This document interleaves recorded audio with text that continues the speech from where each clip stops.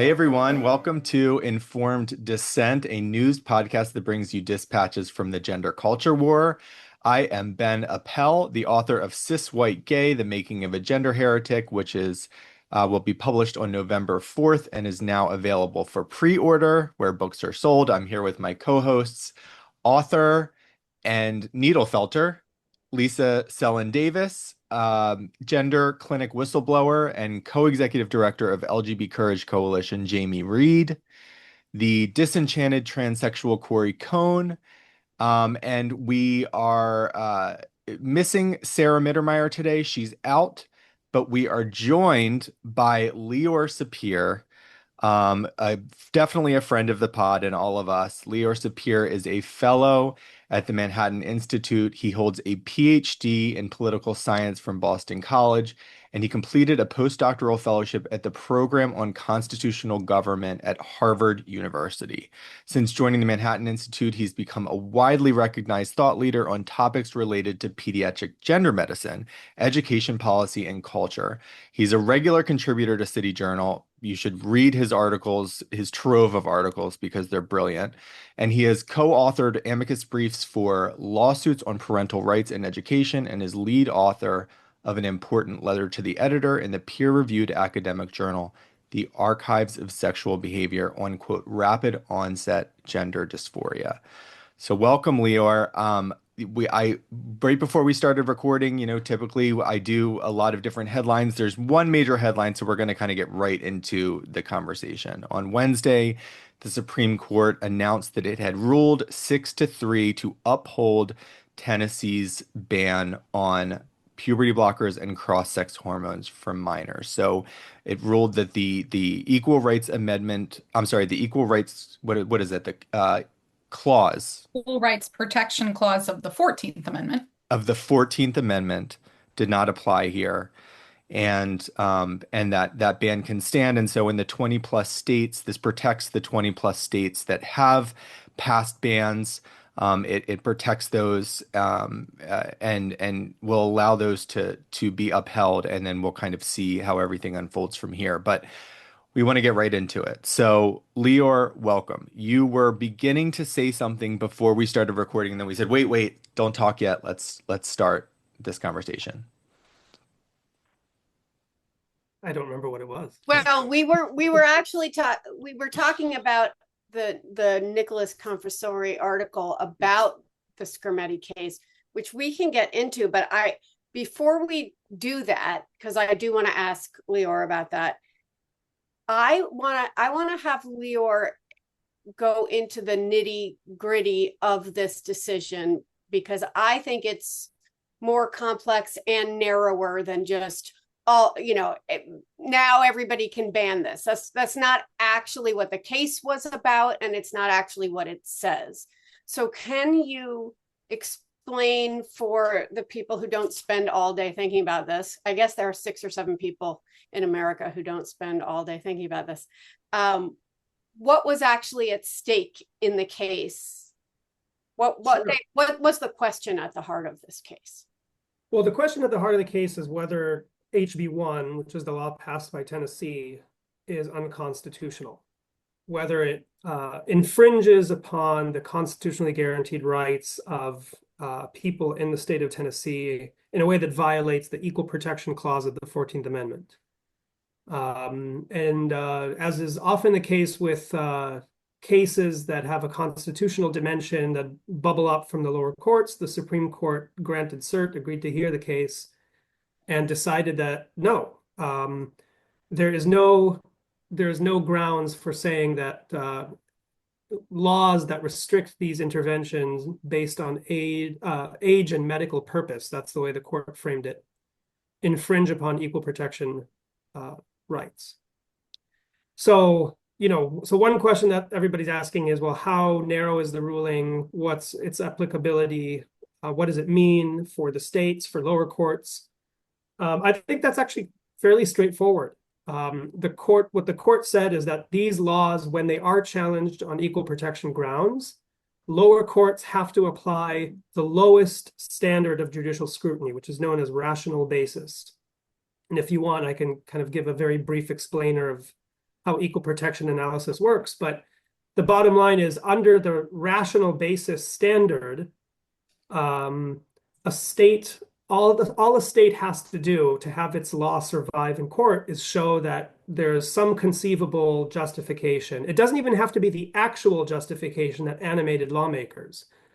It's just some conceivable justification for the law, and that there is just a rational fit, meaning some kind of rational relationship between the end that the law wants to achieve and the means it proposes for achieving it. So it's a very, very permissive standard of review, and it's, a law really has to be outrageous or egregious for a lower court to say that even under a rational basis review, a law like this wouldn't survive. So the other layers, so you're saying rational basis is kind of the simplest hurdle to jump over. Are there two more? So is heightened scrutiny one of those? Right. So maybe just a few words kind of on our constitutional history, because it's relevant for cases like these. In the beginning of the 20th century, the court system, the federal court system, was kind of pushing back against progressive era legislation on the economic front. And the court was saying laws that regulate economics are going to be subjected to a higher level of scrutiny by us, by the courts, because they infringe upon fundamental rights of economic association.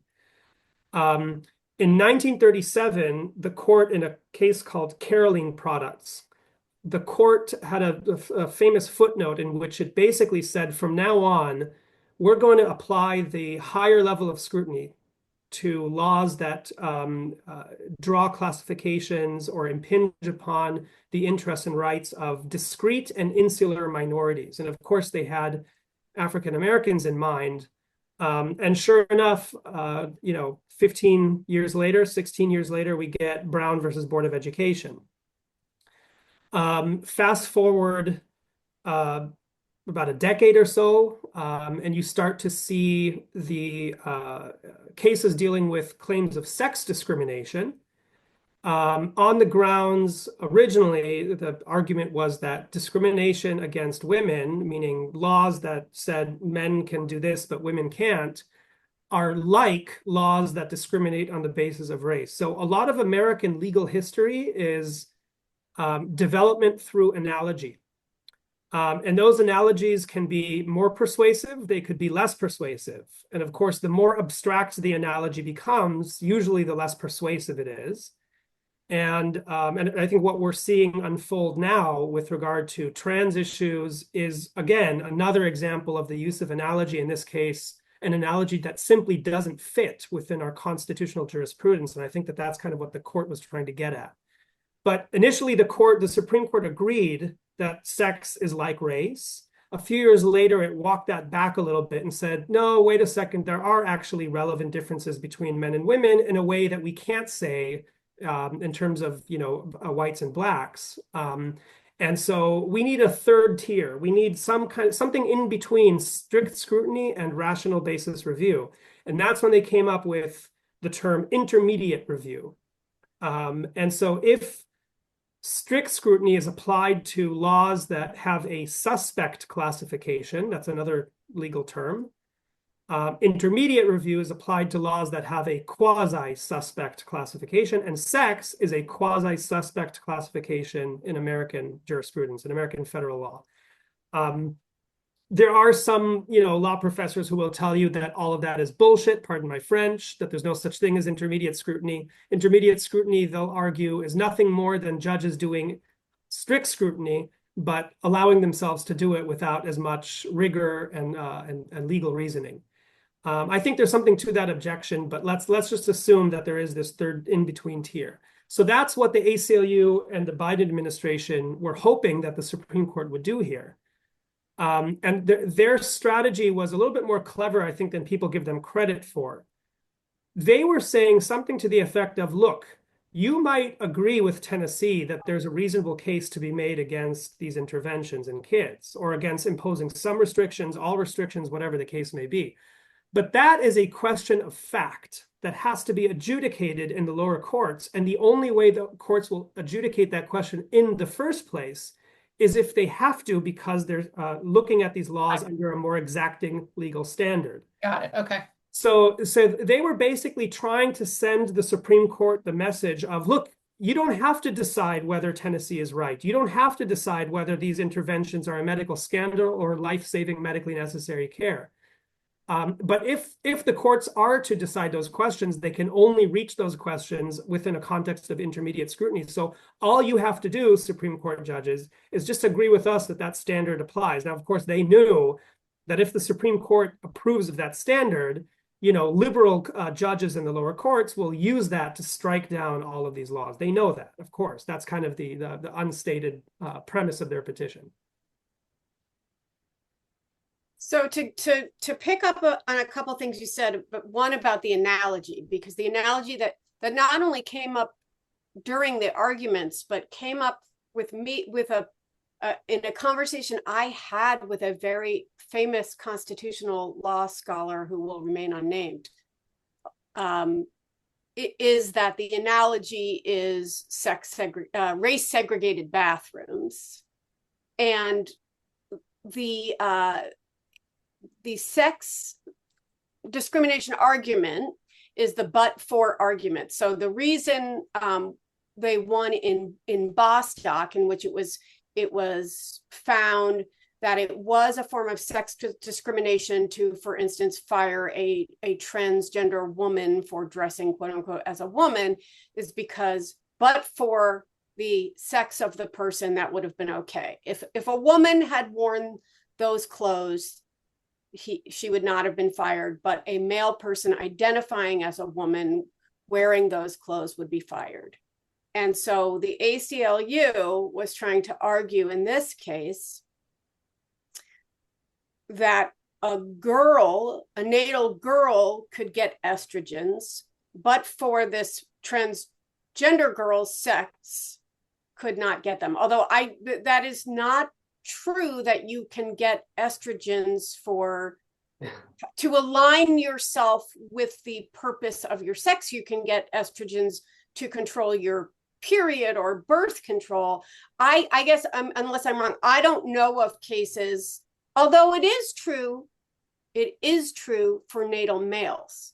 They can get a testosterone prescription to bring them, if they are, if they have whatever it's called, Gonadism, hypoandrogenism. Okay, sorry, this is very unprofessional of me to not know the name of this, but they can get a prescription. A natal male with low levels of testosterone. Oh, I see. Yeah. Can get a prescription for testosterone to bring his body in line with the stereotypes associated with his sex. Well, no, hold on. I don't know that that's the reason. No, that's not right. That's the not medication. the clinical method. All right, it's a condition. It's a diagnosable condition, even though it's not necessarily. Well, this is what Norman Spack told me, right? When he was treating his first patient, he thought, oh, I have these hypogonadal males who I give testosterone to help them be in line with, to have their levels aligned with typical males. No, yeah. But anyway, the point is that for the most part, the but-for clause does not stand when it comes to treating minors, right? What we established during the hearing was they're not getting them, that they're being denied for all kids, not just based on their sex. Right, that's right. And I think that the court's argument that this is based on age and, more importantly, medical purpose is a very difficult argument to contend with for the dissents. And I just, frank admission, I'm just getting through Sotomayor's dissent. I'm almost all the way through it. I'm just stunned by the poor reasoning here. Thank you. It's not clear to me if, and I'll say why in a minute, because it speaks directly to the point you're making. I don't know if it's that Sotomayor is just so ideologically blinded by kind of her fixation on, on trans kids and stuff like that, or if this is motivated reasoning, or she's just maybe not the sharpest knife in the, in the drawer. I don't know. But some of the reasoning here is just stunningly bad. And it really kind of, I've seen graduate papers, or I should say undergraduate papers that are better. So let me give a couple examples. And Corey has some too. Corey, you've been tweeting out. Oh, yeah, go ahead. Corey, why don't you start? Curious what you found. Well, there are a number of things that I thought were eyebrow raising. One of them is that maybe the most important one is that a lot of her reasoning depends on the assumption that boys can become more boy-like and girls can become more girl-like through the administration of HRT, and that she was sympathetic to the plaintiffs because she says if boys can take testosterone to become more boy-like, how come girls cannot take testosterone to become more boy-like? That's sex discrimination. But there's no girls are girls and boys are boys. It's not a continuum. Right. So her main legal argument depends on there being a continuum of sex. And then she goes in deeper for an analogy later where she says, well, take the case where you have a girl who has excessive hair growth, hirsutism. And she doesn't like the appearance of the hair growth, and she wants to deal with that. Well, there's an underlying metabolic or endocrine disorder that's a symptom. The root cause is not the hair. That's a symptom of some other deeper medical disorder. So the treatment for it is not a cosmetic treatment, but all of her argument depends on it being a cosmetic treatment for it to make any sense, at all. And it doesn't even pass a simple scratch test. It's baffling. That's what struck me. Also, Corey, you talked about the way Sotomayor dissented, which was not in dissent, but so in sadness. Yeah, this is maybe a norms change. This isn't something that goes back to the origin of the court, but I think it's true to say that the production of as many dissents as we see today is not even something that goes back historically. However, there's some degree of collegiality on the court where they say, respectfully, I dissent. Respectfully, I dissent. This is sort of like saying thank you after somebody gives you a piece of pie. So what Sotomayor said is, in sadness, I dissent, which is like when somebody hands you a piece of cherry pie and you go, I just don't like cherry pie. It's not very nice. So she's throwing a rock into this norm, saying, wow, this majority opinion is just trash. But this is the way that Supreme Court justices trash talk each other. And actually, if you go into the concurrences, Alito's concurrence and Thomas's concurrence, there's a lot of trash talking of other justices in the footnotes, which is sort of, I don't know, amusing. Yeah, I mean, it's certainly not the first time we've seen this. I mean, maybe one of the latest and most dramatic examples of this trash talking was actually in the 2015 Obergefell decision on marriage. Oh, yeah. If you read Scalia's dissent there, I mean, he just tears into the majority. I think he one time, he likens their reasoning to the mystical aphorisms of a fortune cookie. That's how he put it. So it's certainly not the first time that we see this from the Supremes, but yes, you're right. I mean, it is. I mean, in fairness, Sotomayor's dissent in particular is it's shockingly dumb. I just don't know how else to put it. Mm-hmm. I mean, the court majority has just said this law creates distinctions on the basis of a medical condition, a medical treatment. And the only way in which Sotomayor can get around that obvious argument is to just ignore, just to pretend that the medical issues, medical conditions are not at stake here. So just give you an example. So here's what she says. This is on page 11 of Sotomayor's dissent, okay? what does it mean in practice? Meaning this this construction of sex discrimination. Simply that sex determines access to the covered medication. Physicians in Tennessee can prescribe hormones and puberty blockers to help a male child, but not a female child, look more like a boy. And to help a female child, but not a male child, look more like a girl. First of all, what doctor is prescribing puberty blockers to boys to make them look more like boys? Well, I don't think that's even... I'm going to defend that. Go ahead. So here's what I think she means. Okay. Precocious puberty has one side effect, which is to cause the growth plates to fuse sooner, which causes people with, including boys, precocious puberty, to have a shorter stature. I think that's what she means. Yeah, okay, fair enough. So maybe that is what she means. But of course, you've just explained why the analogy is inappropriate, because there's a different condition. And so then the question is, okay, is there what's the diagnosis of this condition? What is its kind of, what is the natural course of the disease? What are the risks and benefits of giving puberty blockers versus the risk of and benefits of not giving those are the questions that doctors are obviously or should obviously be concerned with. But her argument is, no, we don't have to get into any of that stuff. It's the mere fact that doctors will take sex into account in how and to whom they prescribe certain drugs.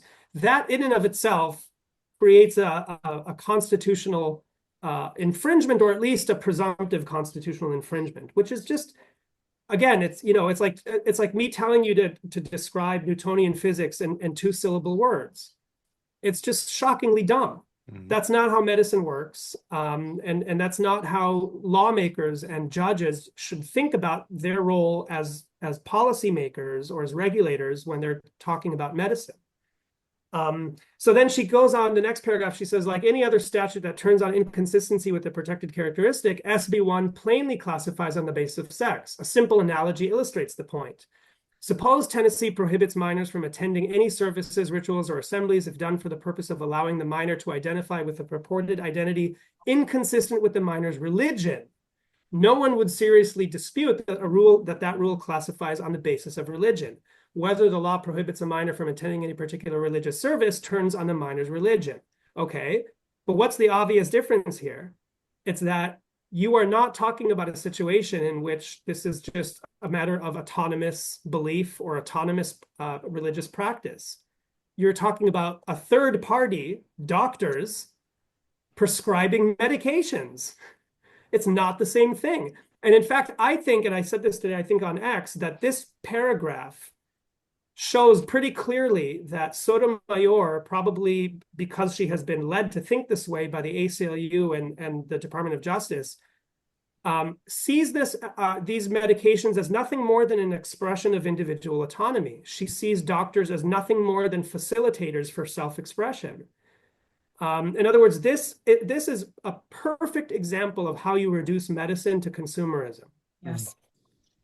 And we already know that even though religion is not an immutable characteristic, it's still protected. And can you talk a little bit, Leora, about how they did or did not address trans as a protected class? Sex is a quasi-suspect class, but trans as part of that, the hope I think among people like in the ACLU was that they would come out with this. Right. Trans as a protected class. Can you explain? Yeah. Okay. So let me say a couple of words about that. So first of all, I think the ACLU and the Biden administration wisely anticipated that is the least likely of their claims to succeed with a conservative leaning court. I think for them, kind of the ideal outcome from this case, not the best possible, but the best simply, would have been for the court to once and for all declare that transgender is a protected status and eligible for constitutional protection like other protected statuses. But I think they also recognize that the chance of that happening was very, very small. And so that's why they went with this whole extremely bizarre argument about this being sex discrimination. And that's why so many of the really weird hypotheticals that Sotomayor gets into, that you also heard during the oral arguments and you saw in the briefings, they so much of what makes this case so utterly weird is because they were trying basically to use the sex discrimination construction or angle to litigate their case. And so what I find interesting here is that there's a bit of a disagreement within the majority between Roberts and the justices who joined him. I think there were 3 who joined him in full and 2 who authored concurrences, those being, I think, Alito and Thomas. I think it was a maybe 3-3-3 split because Barrett, I think, joined. You might be right. Yeah. You might be right. Yeah. But there is a kind of a debate on this question of whether transgender is a protected status. And, you know, the majority, the Roberts opinion basically says it's irrelevant, right? Because these laws don't draw any distinctions on the basis of transgender status or sex, for that matter. They classify on the basis of age and medical condition. Alito is not happy with that. Justice Alito says, you know, we have to address the elephant in the room here, which is that, yes, of course, there's a kind of a classification based on transgender status. I'm not saying I agree with him. I'm just saying this is his way of thinking about it. And we need to explain why, even if the lawmakers had transgender status in mind when passing this law, that is not fatal to their law because transgender status, according to Alito, is not a suspect or a quasi-suspect class.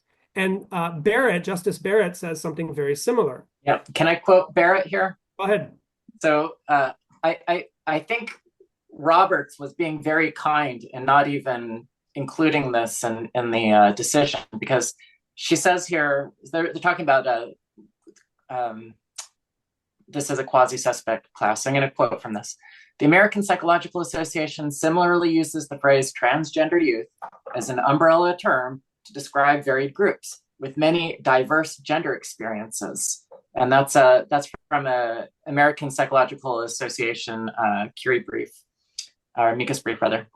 So she continues, underscoring the point, plaintiff's counsel acknowledged at oral argument that there are people who fall within a transgender identity who may not fit into a binary identity. The boundaries of the group, in other words, are not defined by an easily ascertainable characteristic that is fixed and consistent across groups. John Roberts could have used Chase Strangio's own words to say, yeah, this is never going to be a quasi-suspect class. Like like in their words, in the plaintiff's words, this can never be a class. And I think this is Barrett saying, you know, we could have done this, and maybe next time we will, and we don't even have to ask the other side. Right. Like the plaintiffs have explained it. It can never be a quasi-suspect class. That's right. And that speaks to something also very interesting. And I mentioned something about this on X yesterday as well, which is that the kind of the transgender movement's own redefinition of the core terms in this debate, sex, gender, gender identity, transgender, I think has made an argument or an appeal to the courts for a designation of suspect or quasi-suspect classification all but impossible. Yes. And I think Chase Strangio in some ways represents that problem. Mm-hmm. Yes.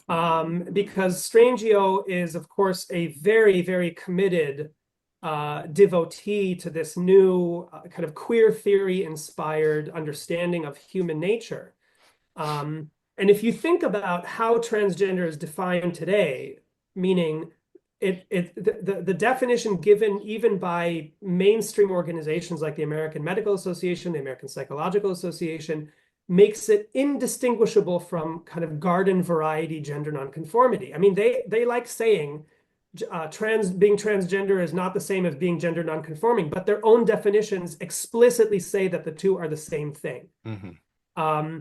And if that's the case, you know, who among us doesn't technically fall under the category of transgender? It simply becomes a matter of, do I want to be transgender? Maybe on one day I do, maybe on another day I don't. it no longer carries the meaning that it used, that when the word transsexual was used decades ago, that carried a particular meaning. It meant somebody who takes medical steps to try to pass or look like, resemble a person of the opposite sex. But under the current definition of transgender, with its underlying concepts and new definitions of sex, gender, and gender identity, we're all transgender now. It's just simply a matter of, do we describe ourselves that way or not? And that's a decision we can make in our own head, and it can change, on occasion, back and forth. And so under the Supreme Court's own jurisprudence of when you designate a minority, eligible for kind of heightened judicial protection, if you look at the criteria that the court has historically applied, and let's just do that for just a minute, because I think it's very important, and this question is going to come back, I think, at some point. So first of all, it has to possess an immutable or highly visible trait, right? But under the current definition, that simply cannot be the case. Whereas if you think about 30, 40 years ago, how the term transsexual was understood, the highly visible trait, is almost certainly that these women are really male, right? It's pretty obvious. In fact, if you go back to all of the employment discrimination lawsuits in the 80s and 90s and 2000s, which is not the jurisprudence, but the case law out of which a lot of the current transgender case law grew, it's widely understood there that the transsexual plaintiffs are men who are severely gender nonconforming and wish to be recognized socially as women. That's how the judges understood them. That's how even the plaintiffs' lawyers described them. So that alone makes the test fail. Another criteria is that they have to have been historically discriminated against or subjected to prejudice or hostility or stigma. Sure, of course, you could find many examples, I'm sure, of, people who are severely gender nonconforming, who want to present as the opposite sex, experiencing, well, wait, don't you have to find that in law? Isn't the point that you have to find the discrimination somehow spelled out in law? So, I mean, the gold standard would be, yes, there has to be a history of de jure discrimination. Okay. Right? And of course, the experience here of race in American history is the guiding experience. And sex. I and could sex, own although, a bank account. right. I would have to ask permission to get divorced or to get a passport or things like that. So that's right. So these are de jure forms of discrimination on the basis of sex. By the way, a fun fact that not everybody knows is that the laws that were challenged in the 60s and 70s that classified explicitly on the basis of sex were progressive era legislation passed by women's advocates in the progressive era that sought to protect them from kind of going into the public sphere and what it would be like for them to work and so forth. So it was very interesting that kind of the feminists of the 1960s were really in argument with the feminists of the 1920s. But in any case, you're right. Presumably you could have examples where there's such pervasive social discrimination, where it's kind of where it's just understood that there's kind of a social minority that experiences severe social discrimination, even if it's not officially recognized in law. But yes, I mean, courts are much more reluctant in those scenarios to say this group has been historically discriminated against.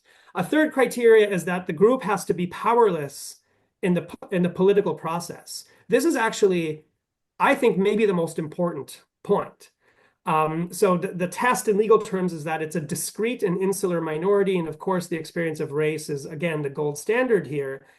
I don't think anybody would deny that African Americans, both before the Civil War and even after, during the era of Reconstruction and Jim Crow, were politically powerless. That was the whole point of Jim Crow, was to leave them politically powerless. I equally don't think that anybody reasonable could argue that people who identify as trans, or maybe let's be a little bit more narrow here, transgender rights advocates or activists, are politically powerless. If you think about how many Americans identify that way, And you think about the fact that their interests are not only kind of grudgingly represented, but for a decade or more have been front and center in the kind of political agendas of the Democratic Party, of most of corporate media, of academia with almost no exception, corporations, Hollywood, the cultural industry, medicine, almost the entire medical establishment. I mean, the list goes on and on and on. In fact, the only institution in American society that did not adopt their claims and demands uncritically was the Republican Party. And so I think there's a kind of a good case to be made that if there's one obvious test criterion that kind of the transgender fails. I'm just representing You're just institutionalization. yes. Right? Like I'm just showing you that pride, but that this group's interests are not only represented in politics, but in big tech, and it's actually impossible to go anywhere without the largest corporations celebrating pride, even though we're hearing a lot in the news about this corporation isn't doing pride this year. I'm still getting rainbows with my Zoom and my Microsoft Word and at the bank. So yeah. I'm sorry, I needed you guys to taste the rainbow. But yeah, I mean, so you can see that on each one of these criteria, it's very difficult to argue with a straight face that transgender people, to kind of use a familiar mode of reasoning, are like women, are like African Americans, are like disabled people. It's a very, very different set of circumstances. So, Leor, I think this is a good time to segue into this New York Times Magazine article, which I think many of us will agree is the first really good article about this to come out. And it's by Nicholas Confessore, who I do not know. And one of the things that it does well is talking about these understandings of sex and gender. And it is throwing Chase Strangio under the bus, but in a lot of ways, but it talks about this conflict between arguing that there's sex discrimination and these more recent arguments from this sort of activist wing of trans rights people that there's no such thing as sex, that there's all this conflict within this. And the comment that you made that Ben mentioned right before we started recording was that you thought the article had this subversive side to it that people might not be picking up on. I mean, for me, it was the first time I felt like I could send an article to people and say, you're going to start to get an understanding of what I have been talking about nonstop for 5 years. Right. I mean, this is definitely a shift in tone from the New York Times. I think it's just a much, much better piece than what we've seen in recent years, maybe with the exception of Pamela Paul's otherwise excellent articles. Yeah, I mean, so when I say subversive, I mean that, of course, in quotation marks. I mean, it's subversive in the sense that it dares to ask questions that, just to be perfectly frank, Azim Goraishi dares not ask. Mm-hmm. Questions about the fundamental concepts controlling the field of gender medicine, sex, gender identity, questions about the clinical rationale. These are areas that, questions of what does it even mean? I don't think Confessore gets into the question of what it means to say that there's a transgender child. Maybe I'm misremembering. I don't think he gets into that. No. But at least it hints in that direction, right? Because if the core terms that he says have had their meanings shift in recent years in ways that do not reflect even the liberal consensus, let alone kind of a more scientific one, I think you could put 2 and 2 together and say, okay, so what does it mean to say that some kids are born with a gender identity that's misaligned with the sex that they were assigned at birth? Isn't that pseudoscience? Does that really make sense to talk? Does that really make sense to talk that way? So that I appreciated that because I think if you don't recognize that these core terms are really at the heart of the debate, it's not as I think in some of Azim Quraishi's writings, I think you sometimes get the sense that these are just peripheral matters. These are the culture war stuff. The really important stuff is the medicine and what the experts say. No, these are the fundamental questions. What are we medicalizing and why? And if you don't get into those questions, it's the very definition of missing the forest for the trees. And so that's, one reason that I really appreciated this article. Another reason is, I think the story really deserves to be told. And I know that other people Ben, I'm sure that you have stuff about this, and Lisa, maybe you're getting into it in your book as well. What happened in the world of gay rights activism? What happened in the world of LGBT organizations that led to this drift into this very, very controversial, illiberal, anti-consensus, radical politics direction? And Confessori brings that out a little bit when he quotes kind of the star attorney at the ACLU, Chase Strangio, saying things like, "I'm a constitutional lawyer who doesn't believe in the Constitution." Mm-hmm. Yes. Or I think that what did Strangio say? I think that civil law or the courts are fundamentally a violent institution. I mean, I think marriage he's called oh, violent. marriage, Yes. right, Mhm. right. That marriage is a fundamentally violent institution. I mean, this is how, kind of snarky first year undergraduates who have just been exposed for the first time to queer theory and have not given this any thought and are just kind of intoxicated, and I use that word advisedly, intoxicated by not just by new ideas, but by this kind of new way of speaking that's so subversive and cool. And it's like Strangio has never emerged out of the undergraduate seminar. This is classic dorm room Marxism, right? And there's a place for it. I'm not saying there isn't. It's fun to do these kinds of intellectual exercises in college, but my God, when this is the one of the lead attorneys at the nation's most important legal advocacy organization that has an enormous amount of power over culture and law and policy and institutions, I think this is a real crisis for I American liberalism. I think you bring up a really good point there because well, first, with at the beginning of the article, when it says in Nicholas's article, when it says something like, Nicholas Confessori consulted with LGBT rights activists, with the Biden members of the Biden administration, with ACLU lawyers, with civil rights lawyers, etc. It said nothing about and consulted. It was all like people who would support at least some kind of gender affirming care for minors, most likely. I mean, it sounded like it was all proponents of these practices. And I was a little bit disappointed when I read that preface because I was like, okay, well, here we go. But what I think actually it ended up really working is because it was using all of their own words to unpack what has occurred within this world, and really getting down to, so no, did he get to well, what is a transgender child, or hey, how does one distinguish between a gay child and a trans child? He doesn't go into that.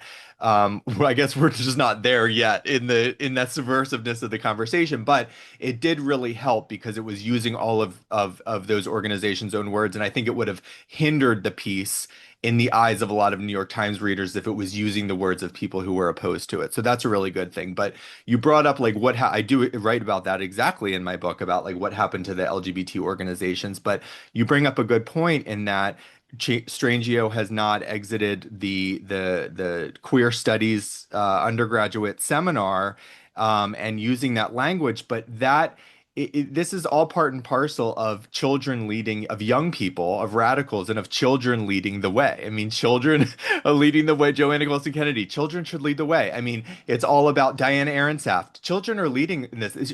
That came out in the New York Washington Post article in 2018. Diana Aronsaft was saying that Right. children are now leading the way. They have no gender or some gender, the little bit of this gender and a little bit of that gender. And Right. so Sarah Kate Ellis has spoken in interviews, who is the president of GLAAD, has spoken in interviews about kids leading the way. She looks to young people to see what is the next vanguard, and she follows obsessively the discourse on social media and what they're saying, and look how they've completely retracted from X and gone into this bubble of blue sky, which is pretty much like Tumblr for adults, and you know and is following their lead. So this is all Right. part and parcel of that whole project of following young radicals and young ideals, and the young ideals of young radical people. But this does go back. What I didn't know when I started researching this and learning about this was that I didn't know that this actually went back decades. I mean, obviously, this, you know, uh, arguments in the academy about knowledge production and epistemology and queer theory or postmodernism's insertion into epistemology and the study of history and so on, and truth and knowledge dates back to, like the 80s, and then it really took off in the night. There were all of these things that really, but this bled into activist organizations. So it kind of, I write this in my book, like these organizations kind of became mirror images of gender studies departments in academia. And, you know, it, people talk a lot about like, well, did feminism birth this kind of ideology? And while it's not as reductive and simple as that, feminists did play a big part in LGBT organizations by pushing out the patriarchal white males who they found were hindering progress in dismantling the patriarchy, and started introducing quotas, race quotas, gender quotas, in terms of how many people can be represented and so on. And this goes back to the 90s. So people who were that was when they started really solidifying around this radical progressive left wing politics and completely discarding any kind of centrism or conservatism, which used to be a part of this. That's how, when we got to gay marriage and what we were writing on was the impetus, the wave that had been pushed forward by people who understood the pragmatism of compromise and of bipartisanship and understanding all of it. That is the final remnant. That's the final, that was it. It crested, and then it was all, now the radicals are here. They're at the helm. They've been at the helm. You assholes have gotten what you wanted, this violent institution of marriage. Now we can get to the kids. We'll let the kids lead. Let's have this new consumer base, this huge consumer base who, is there to, and that was it. I mean, it is complex and there's a lot more variables that go into it, but that is a big part of it, I think. Yeah, I mean, the only thing I would maybe push back against here is, I'm not even sure you would disagree with me, is that it's the child-led approach is, of course, not really child-led, right? Because the kids who are saying to their parents, I was assigned male at birth, but I'm actually this, that, and the other, and my gender identity is, whatever, and I'm queer. I mean, all of the language and the concepts that they use to make sense of their feelings and experiences in the world around them are given to them by adults. Right. Correct. And specifically by kind of adults in positions of authority in the cultural milieu that they belong to. And that very well could include kind of the network that makes up the ACLU, and local GSA clubs or whatever, right? That kind of stuff. So what the kids are doing is they're parroting back to the adults language that they absorbed through osmosis from the culture they live in. And then you have kind of these Arensaf types who in their naivete are just kind of entranced by this. And they think that they're seeing kind of the voice of God spoken through a child. How does if a 3-year-old child tells us that their gender is really different and they're insistent, persistent, consistent, this must be natural. Right. So in other words, they don't even see the product of their own work in these. They also, I mean, speaking of the ACLU's, HRC's GLAD, they don't even see that they are the ones who are perpetuating and instilling the distress and suicidality in a lot of these kids. Right. So if I tell a child over and over again, this is going to cause you pain, you are going to feel hurt from this, this causes suicide. Oh my God, people are after you, they're coming to get you. Children are going to feel that they're creating the problem, which then they are claiming that they have the solution for as well. Of course, of course. And so that makes it all the more cynical, right? Yes, and evil in And some sinister. ways. Yes, there's a sinisterness to it. Going back to what you said though, Ben, the one thing that I find so interesting regarding Strangio is Strangio doesn't only, say the fundamental violent institution of civil marriage, but also said, his complaints about the LGBT movement that she was saying I'm coming in to fix is she's saying that all of the social power, capital, and political power were with white gay men. Mhm. And if I had no idea who Chase Strangio was, and I saw Chase Strangio on the street and interacted with her, I would say that is a white gay male. What? I would, from the voice, the inflection, yeah. Yeah. All right. I think Strangio could pass as a white gay male, most likely, and she would be very happy to hear that, as she's tweeted in the past about an anecdote where she was called a faggot by someone who was blocking her driveway. She said that well, that was affirming, because yes, that's true. That was affirming my identity. Well, that's what I have to say to you about being affirmed by the word faggot. But is Nick giving Chase too much, power here? This did not just come from No, and I don't think Nick's argument is that Chase kind of, bullied the ACLU into this outcome. I don't think that's the argument. I think the argument is that the ACLU, for its own reasons, elevated Strangio to a position of authority and lacked the resources, both intellectual and moral and maybe even financial, to push back, to kind of restore, to pull the ACLU back to somewhat of a more moderate position. And this, I think, speaks to kind of the broader shift on the political or cultural left over the recent decade towards intersectionality, towards theories of, this goes back to what Ben was talking about, theories of subjugated knowledges. That's the academic term, right? That the more oppressed you are, the more your claims of knowledge should be considered valid, which I think is kind of the most interesting and in some ways most serious and troubling aspects of the encroachment of postmodernism, queer theory, all that kind of stuff into liberal politics, liberal culture.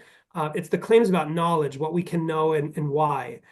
And Strangio really embodies that type of activism. And so I think the article is really trying to say, ACLU became its own worst enemy, and there was nobody within the world of the groups, right? The kind of the liberal ecosystem of organizations, nonprofits, donors. Nobody was able or willing to restrain them, and so they ended up making this massive strategic mistake of taking this case to the Supreme Court. Now, my theory, and I know that some people may have other theories, my theory is that a big part of the story is that there was, identity politics has come to be a professional class pursuit. It's no longer, identity. If you think that, let's say, 1960s civil rights organizing was a form of identity politics, you could at least say that there was a strong correlation between Black identity and a kind of an economic underclass, right? So the identity group was almost coterminous with a socially and economically marginalized group. But I think in today's world, identity is really kind of a professional class obsession, and its primary manifestation is in being visible, being seen, being celebrated in your professional status, in your professional milieu. Jack Turbin is another very good example of this, right? I think he had that New England Journal of Medicine article that he wrote a few years ago about what it's like to be a gay person, a gay, medical student at Harvard. I mean, this is all kind of it's all a matter of personal performance and standing on top of the most prestigious institutions in the United States and saying, look at me, I'm marginalized, but look at how incredibly successful I am as a marginalized person within the kind of the highest echelons of American society. And so my theory is that a large part of why the ACLU pursued this case is because they could not withstand, they were too tempted by the headline of first transgender lawyer argues before the Supreme Court justices. And Chase wanted to be that person. Chase wanted to go down in history as being the first transgender person who argues before the Supreme Court, which, if you are, to use kind of the trans movement's own logic here, if you are a disabled Black trans sex worker, what do you care about who the first trans person to argue before the Supreme Court is? What you're concerned about is, am I going to survive my next encounter with a client? How do I gain access to healthcare for HIV and AIDS and stuff like that, right? You don't care about who the first person to argue before the Supreme Court is. That's almost by definition a professional class desire or interest. So I really think that is played a major role in why the ACLU decided to pursue this case, because I can't see anybody at the ACLU seriously thinking that they can come away with a win here. Well, I think for many, how ironic that the person who, becomes the first trans lawyer to go this far also was sort of is the person to herald in the end of this wave of activism, the end of the success. But I also think there was no reason to stop, because for so long there was just win after win after win. And why quit now? Why quit while you're ahead when all the obstacles are cleared? And when you made this really good point, Leor, about, people like Aaron Saft were talking about Believe the Children and child-led. And of course, that was Believe the Children was also a satanic panic statement. And Aaron Saft also believed the children during the satanic panic. But it's not really child-led, because not only is it coming from the adults, but it's coming from the advocacy groups who train the teachers, who train the doctors, who continue to train the journalists. So, Ben says it starts in the academy with third wave feminism, which I'm too old for. I knew nothing about it. It was not happening very much when I was in college, but queer theory, postmodernism, third wave feminism, then it runs the advocacy groups, and then those advocacy groups train the professional class. And this is incredibly popular, especially when it intersects with social media, where the most outlandish kind of ideas gain the most purchase. And I mean that in more than one way. And it's profitable. I mean, What more could you want? Popular and profitable, right? So as we see from, my Pride banner here in Zoom, I mean, there was no reason not to. And then it turned into incredible pressure to participate, that if you didn't celebrate Pride, in my most favorite song, which was my non-gender pick of the week, one week, which was Bo Burnham's That Funny Feeling, and he has this line about Bugle's take on race, and that, no matter how crazy it is, the pretzel companies or the chip companies have to weigh in politically. So there's popularity, there's profit, and there's pressure. And whatever this ruling means, there certainly has been a shift. Like there is an acknowledgement, especially in the past week and a half in the New York Times for the first time, that we went too far. And I think one of the questions is, how far back are we going to go now? Yes. Because most of us liberals who have been talking about this very openly for the past 4 years have been saying, if we don't fix it, they will do it to us. Yes. And we don't know now, we don't know how far back it's going. And back to the court case, what I find interesting, because obviously it went too far, did not reach the liberal justices.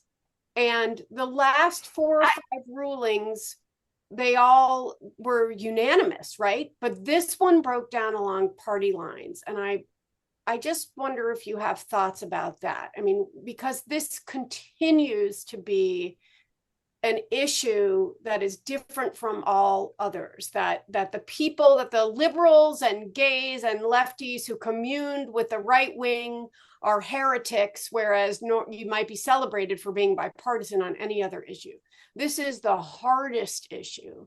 And these ostensibly very smart people, because they got to the Supreme Court, well, maybe they're not that smart, as you pointed out, but they couldn't get over the partisanship to move in a way that even the New York Times, which was stuck in that mode itself, has started to move of we went too far. Before Leor, you answer, I will just put out there, I will buy anybody a beer, because I do think when this gets back up to the court again, Kagan might eventually come over. Well, she's probably the most moderate and thoughtful of the liberals there. Sorry. Apologies for that noise. It's not me. I didn't do anything. Are the police at your door? Well, I did speak some heresies on this podcast, but it is an informed dissent podcast. So that's right. It's not mere dissent, it's informed dissent. You're not over in England today. Right. Yeah, I think Kagan is probably the candidate who's most likely to express some skepticism of kind of her tribe's position. I've been humbled enough times on this question of why thoughtful, intelligent people who are liberals or Democrats on this issue just kind of abandon their critical thinking skills, and just kind of buy into ideas that on some level they must know are just false and harmful.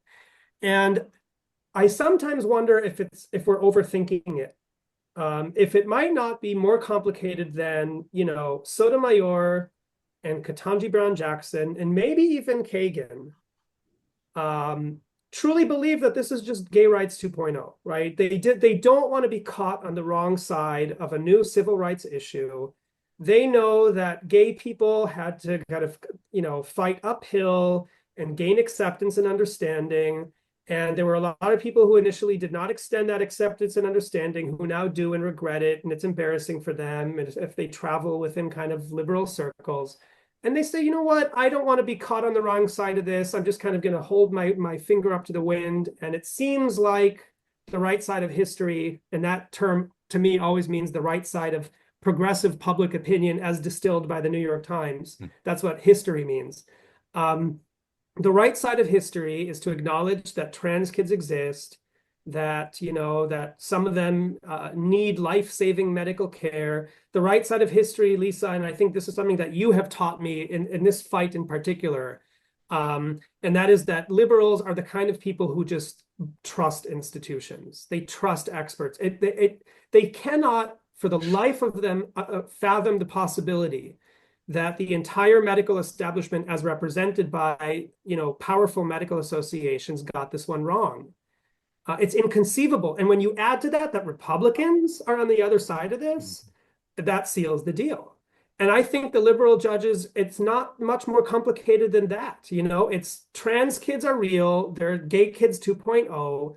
All the experts are telling me that I should, defer to them. Institutions matter. And the Republicans are on the other side. And that's all. I don't need to know much more than that. And I think that's reflected in the very, very poor reasoning that you see from Sotomayor, because, I've read dissents by liberal justices in cases that, the conservative majority carried. And sometimes you get really powerful dissents where you're left saying, all right, I initially agreed with the majority, but now I'm not so sure. This is one of those cases where you're just left dumbfounded. How can they be so thick? How can they say these types of things? Yeah, well, this is a really good, you're bringing up a really good point. Well, first of all, we have had a word for this for a while, libtard. I mean, that exists for a reason. That's been in the, our in the discourse for a long time. But, the thing is that you started off by talking about Sotomayor and how just kind of really stupid and the reasoning was for this. You talk about not understanding how Democrats or people that support this aren't exercising critical thinking about this. You talk about what this shows is, and I've spoken about this before, I believe on this podcast, these radical ideas that have trickled down, let's say from academia, right? But then were dumbed down on Tumblr and then spread out, and just passed back and forth like telephone to make it all the way to Sotomayor's dissent, their sad dissent in the Supreme Court decision. You know, these are stupid. These are very basic, fundamental, simple, stupid ideas couched in impenetrable jargon that makes them seem smarter than they are. We've known this. We know this. I mean, who was it that wrote a piece in the 90s on Judith Butler's The Sophistry of Judith Yeah. Butler, and how you see this, it's this impenetrable jargon that's so elitist that's like, oh, I'm not smart enough to understand that, but I believe it. I believe the Right. ideas that come out of it because I am not smart enough to understand. Just like these experts at the AAP, I trust them because I am not smart enough to understand this science. And so when you look at this, like the science, like we do, you look at the studies, when you analyze what Judith Butler's actually saying, you're like, this makes absolutely no sense. It is nonsensical. And wherever there is a thread of sense, it's profoundly stupid. So this is so naturally kids are going to pick up on this because what is it besides stupid? It's seductive. I mean, Right. it's about fighting oppression. It's about, it's about upending and what Alejandra Caraballo, whatever. I mean, I can't imagine, someone took a screenshot of whether it was a tweet or whatever they called those things on Blue Sky, a bluesy, I don't know. Like, we should just let America burn and see what Right. rises from the Yeah. ashes, right? Yep. Right. And this is someone that's regularly quoted as an expert, but I don't believe that Chase Strangio thinks very differently from that. Right. Um, and a lot of people in the academy and a lot of people that are radicalizing these young people, that is what this is built upon. We are a cis white Christian, white supremacist imperialist nation that needs to be brought to its knees, a capitalist nation that needs to be brought to its knees, and a utopian socialism, needs to arise out of it. Um, But we still hate the Jews. but yes, yes. Ben, I just want to say I often use the word beguiling when I'm talking about gender identity because I think it beguiled a generation, but I think seductive is also a really, really good word, not just for, the sort of power through powerlessness, and that you're part of this incredible social movement, but that the whole idea of excavating this pureness inside you, I mean, and becoming your own God and overriding God. I always talk about it as making each person becomes their own God and they become Adam and Eve. I mean, it makes each person so powerful. And I also think it's why people get so upset about it, because you are interrupting the origin story of humanity, and in part by creating intersex conditions and otherwise healthy people, but messing with the story. You're messing with the story of Genesis, and for some people that's really upsetting, and as you say, Ben, for some people that's incredibly seductive. And I just want to say how much I like that word. Mhm. Especially Yeah, because especially so when, yeah, go ahead. go ahead. No, please, Leor. I was just going to say, especially so when, in what other context do children get empowered to dictate to adults how they can talk, how they can think, what they can do and say? Um, I don't think there's another context in which they can do that. This is pretty much the only time that adults have kind of ceded to children total authority over social interactions, and children being kids being kids, especially teenagers, of course are going to take advantage of that. Why wouldn't they? I would have done the same. You're Mhm. sitting on Santa's lap and saying, I want a sex change for Christmas. It reminds me of the true origin story of Christmas, which we'll just link to. I won't make everyone listen to it, but it did start as Upside Down Day, when the bosses celebrated the workers, and eventually it turned into, for one day, oh look, I'm telling the story, for one day we would celebrate the children who would otherwise be seen and not heard. I give this lecture to my children every year against their wishes, but we'll link to my piece about Upside Down Day and Christmas. But it is true, it makes everyday Christmas for young people, if your idea, well, and by the way, I remember hearing early on how many parents would, their teenage girls would come home and say, Betsy got a mastectomy, can I get one too? Okay. Oh, go ahead, Jamie.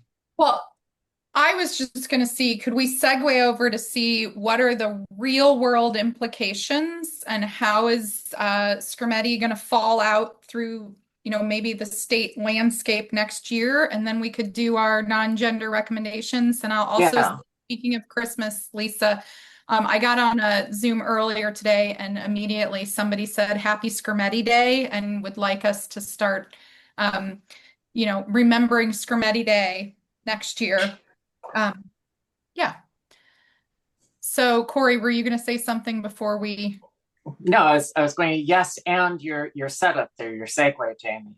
So what comes after Skrmetti? And what happens, first of all, what happens in Tennessee? Is this done? You mean in terms of legal proceedings in the state? Yeah. That's a good question. I'm actually not sure. Or Presumably, in Arkansas, because I mean, Arkansas has been on hold. It should. Right. So, and presumably the Supreme Court in these situations returns the case down to the lower courts that then resolve it. Because the courts of appeal in our system are supposed to settle questions of law and not of fact. And lawsuits are questions of law and fact, right? Especially like when you're kind of what's called in public law litigation, which is where you challenge a law that's essentially a policy. In terms of the ramifications of this case, I mean, your guess is pretty much as good as mine. I mean, I don't think it's going to have a tremendous amount of reach beyond the question of whether it's constitutionally permissible for states to pass age restriction laws, which of course is a very important question. So this case presumably is not going to have much impact in blue states, although there is this kind of adjacent question in the world of insurance, both public and private, about whether or why insurance carriers have to cover these procedures. And so far, the argument that has been made in order to require, sometimes not against their will, but in accordance with their will, to require insurance companies to cover surgeries and hormones is because it's discrimination if they don't. And so, even though Skrmetti was not technically about, for example, Section 1557 of the Affordable Care Act, I think it sends a very strong signal to the lower courts that, if we get a case on 1557, this is how we're also likely to resolve that. Which So there's a lot of was the signaling. clause, just for the people playing along at home, which was the clause that said you cannot discriminate based on, I believe it says based on gender identity, not just sex. No, it's just says sex. The law says sex because it basically imports Title IX into healthcare law. But the Obama and later Biden administrations issued a rule or interpretations and later a rule saying that sex means gender identity. And they used that clause to tell the insurance industry, you must cover these procedures, because if you not, if you don't, you're discriminating on the basis of sex. So you can see how the Skrmetti reasoning, even though it didn't technically apply to that scenario, could be used in that scenario. And it's anybody's guess how insurance companies are going to respond to that. And that in part has to do with, what other interests and incentives they have in this, and not just a matter of legal compliance. So will this case have implications for blue states? Possibly, not directly so, but maybe indirect implications. And we can, there are a lot of times where court cases have unexpected outcomes. I'm reminded of Roe versus Wade, created the modern kind of, religious conservative movement in American politics and completely changed the face of American politics. Ruth Bader Ginsburg, to some extent, predicted that when she said that it was a mistake, strategic mistake, for the court to decide Roe versus Wade. So sometimes court cases have political consequences that are far more significant and consequential than the narrow legal issues that they settle. And it remains to be seen if Skrmetti is of that nature. I don't think so, but we'll see.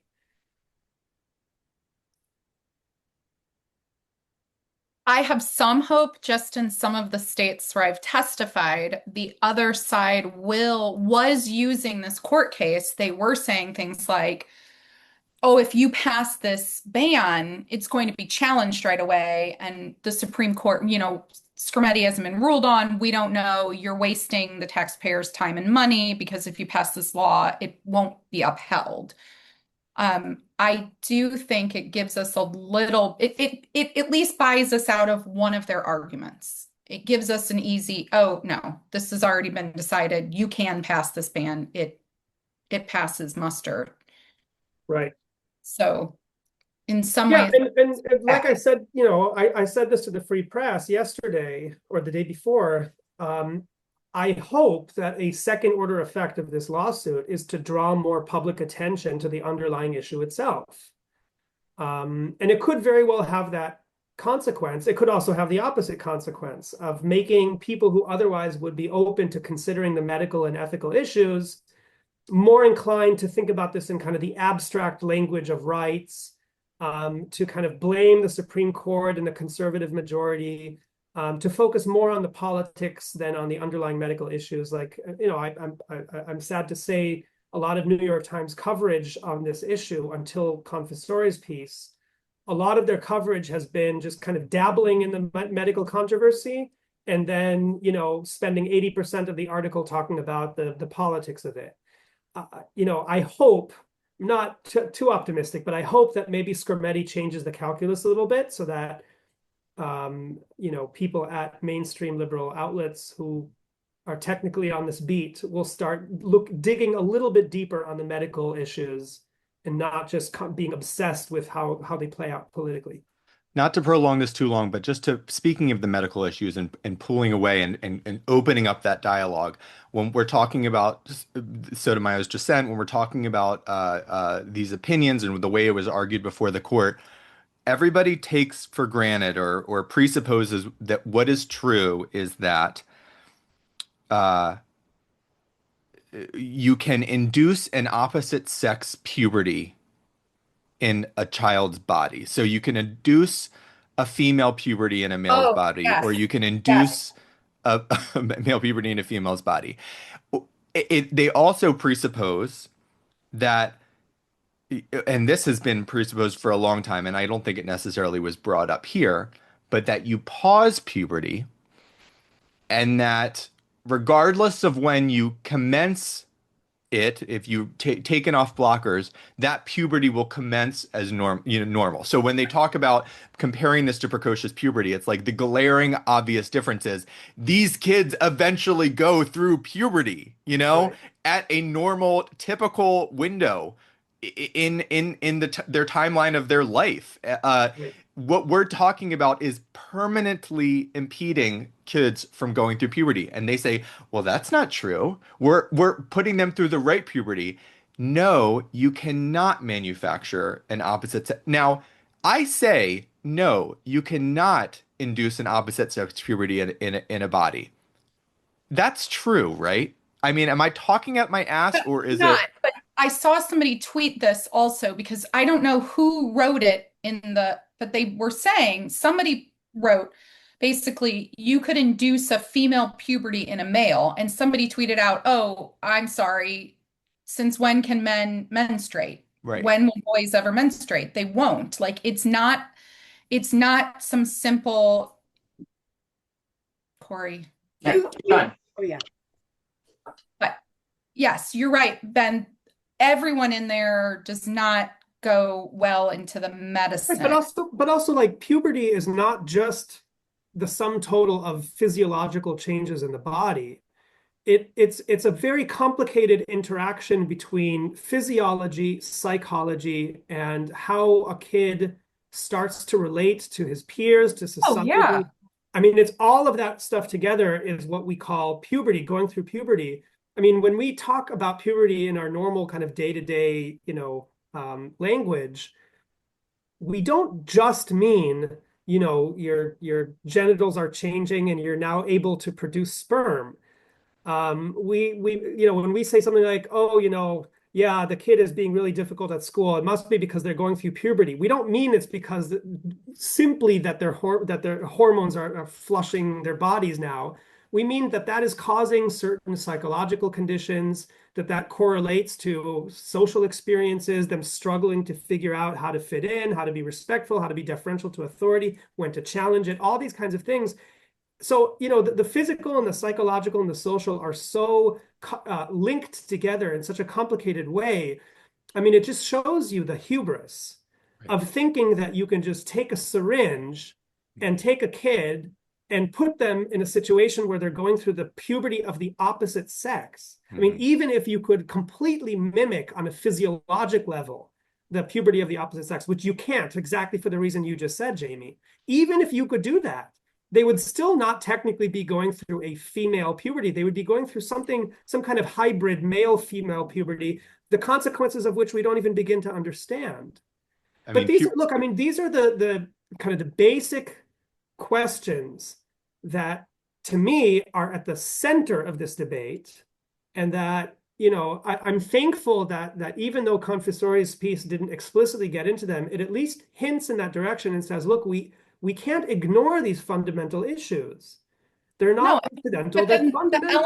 And the element of puberty that for me always drives back to sexuality and orientation and gender nonconformity in most of these kids is because it's part of that interplay of your peer group and your budding sexuality, and that you start to understand, those roles. And that's when a lot of gay people really come to understand who they are. I mean, right. So I would like, for example, anybody who supports, let's call it the supposedly cautious approach to youth gender medicine, right? The one that says, oh, we can, through assessment, we can pick out the good candidates from the bad.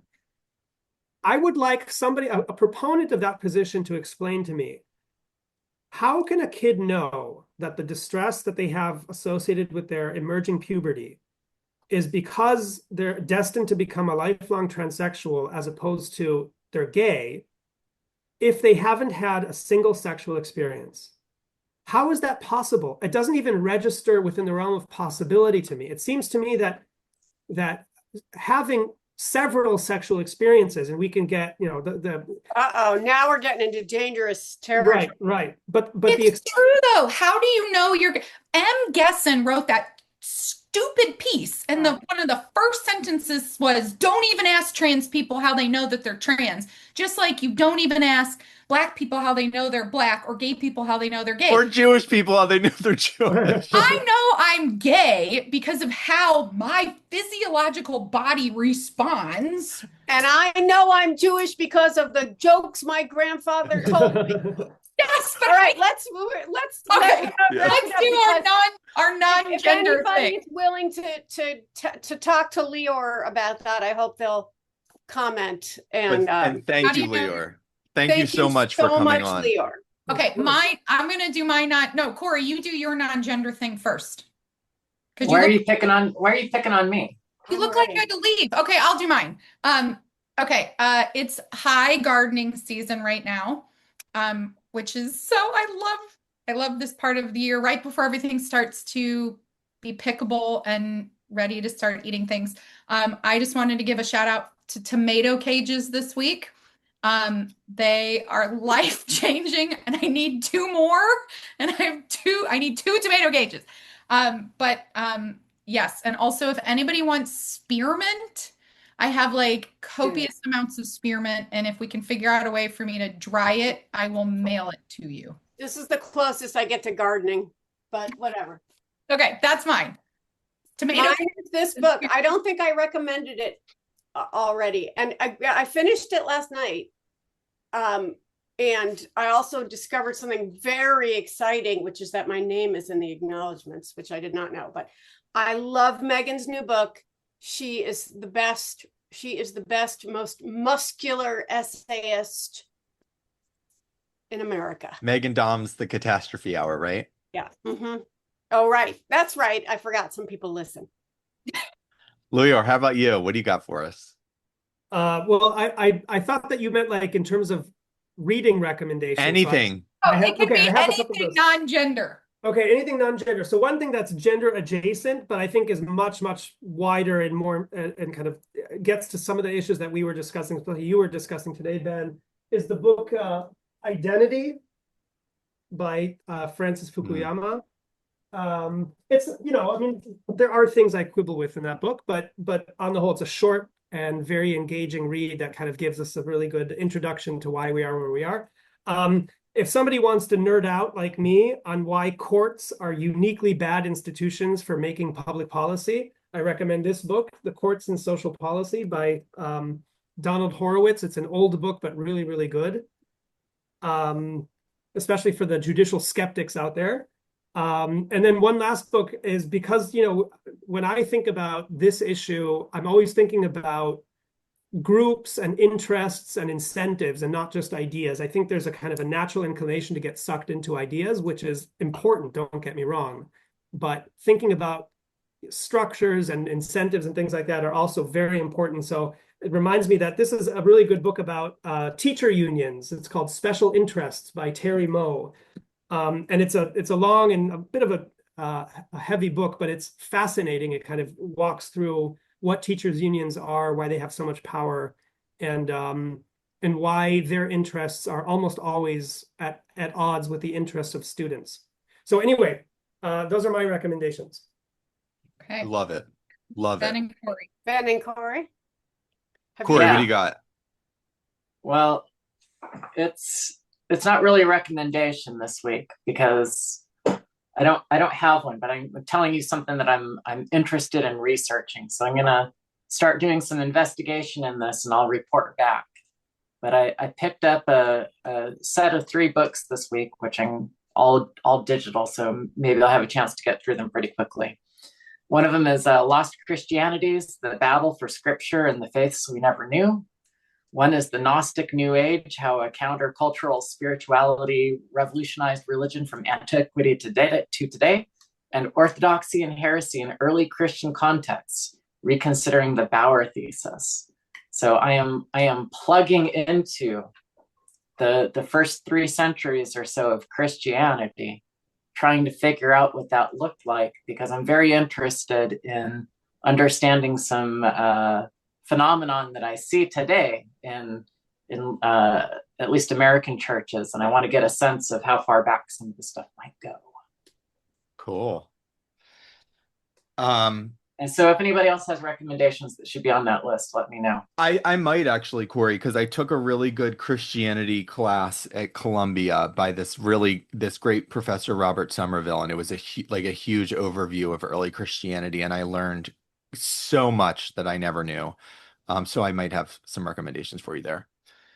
On Leor's note about identity and Francis Fukuyama, it reminded me of this book as well, Fashionable Nonsense. Yeah.